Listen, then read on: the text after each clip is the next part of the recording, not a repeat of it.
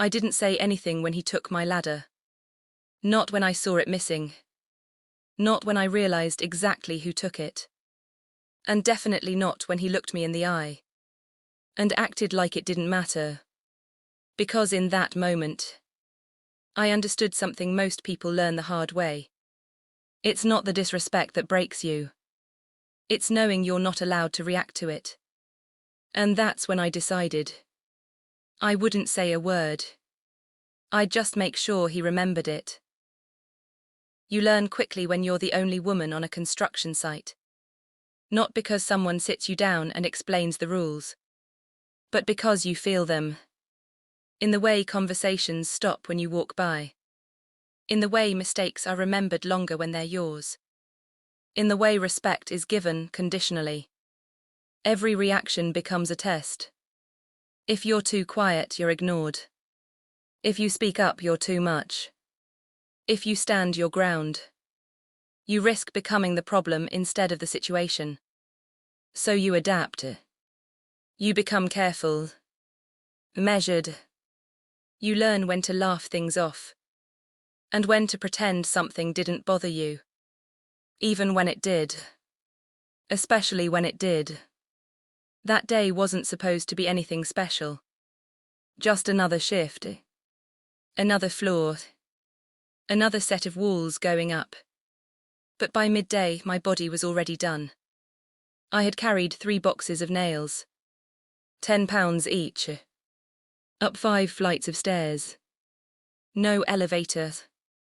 No shortcuts. Just step after step. Feeling the weight dig into my arms. My shoulders. My patience. By the time I reached the top, my hands were shaking. Not dramatically. Just enough to notice. Just enough to remind me how much effort it takes just to keep up. I set everything down, took a breath, and went back to where I left off. Or at least, where I thought I did.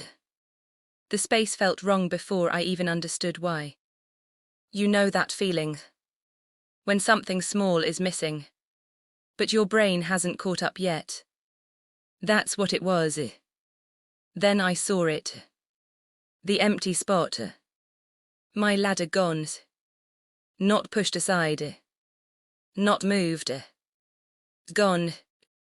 And right across the room. A full stack of ladders. Organized.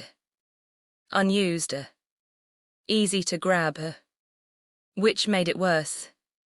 Because now it wasn't just inconvenience. It was a choice. He chose mine. I looked around and found him a few steps away.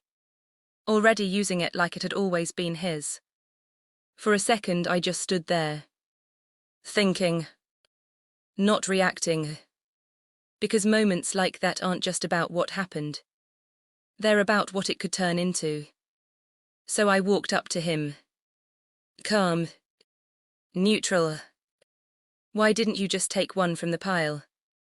That's all I said. No attitude. No edge. Just a question. He didn't even pause. Didn't look guilty. Didn't hesitate. He just shrugged. And said, "Why can't you just do the same?" Simple. Dismissive. Final. And that was the moment everything shifted. Because it wasn't about the ladder anymore. It was about what that answer meant.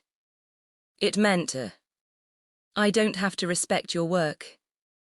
It meant, there are no consequences for me.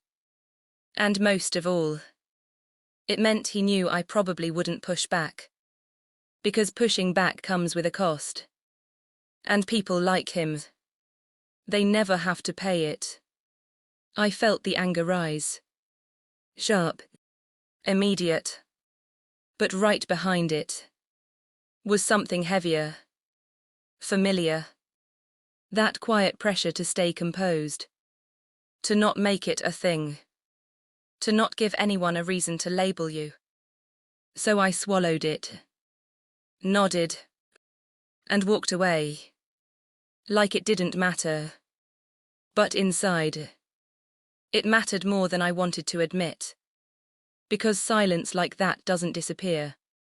It builds, layer by layer, moment by moment, until one small thing doesn't feel small anymore. It feels like the last one.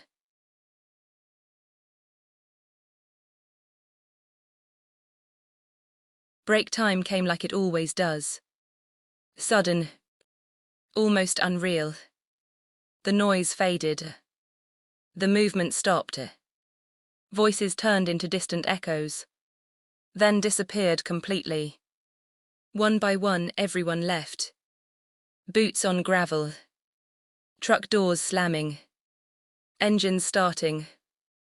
Until the entire floor went quiet. Except for me. I stayed. Not rushed. Not nervous. Just certain. I already knew where his tool pouch was. I had noticed it earlier. The same way I notice everything. Because when you're constantly being watched, you learn to watch back. I walked over.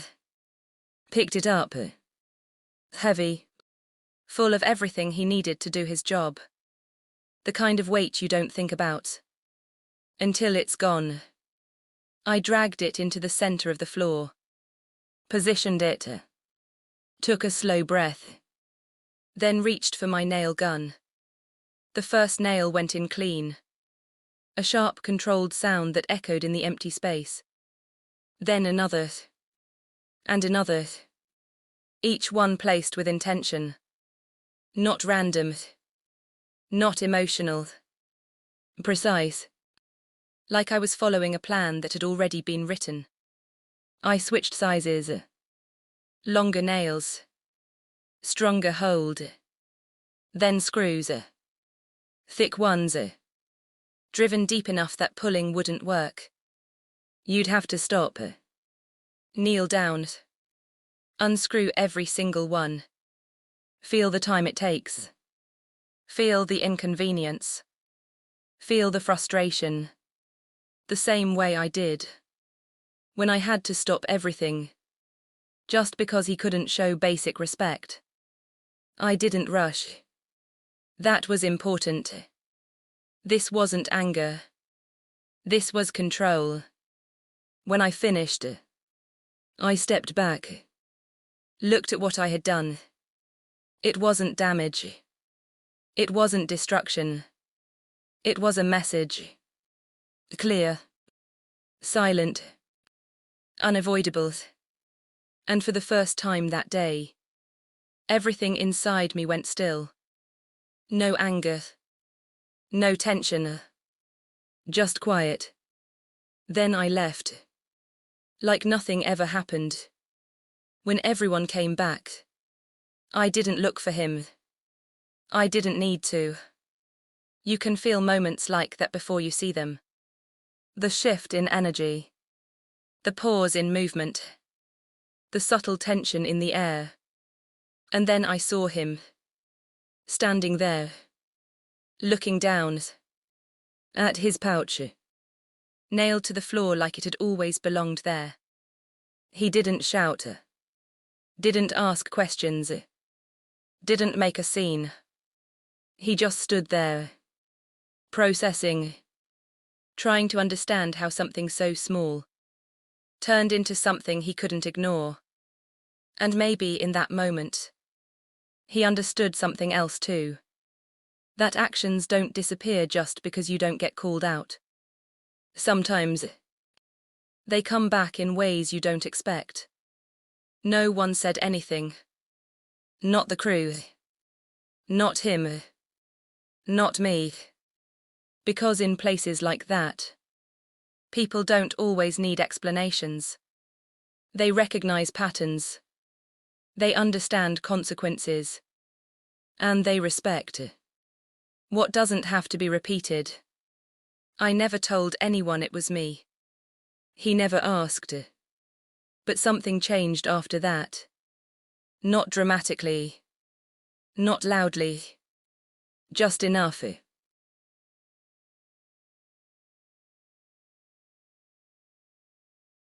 He stopped touching my tools, stopped crossing that line.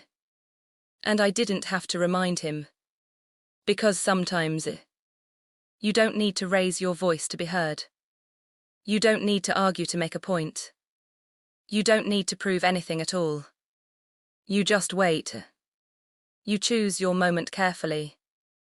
And when it comes, you act in a way that speaks so clearly.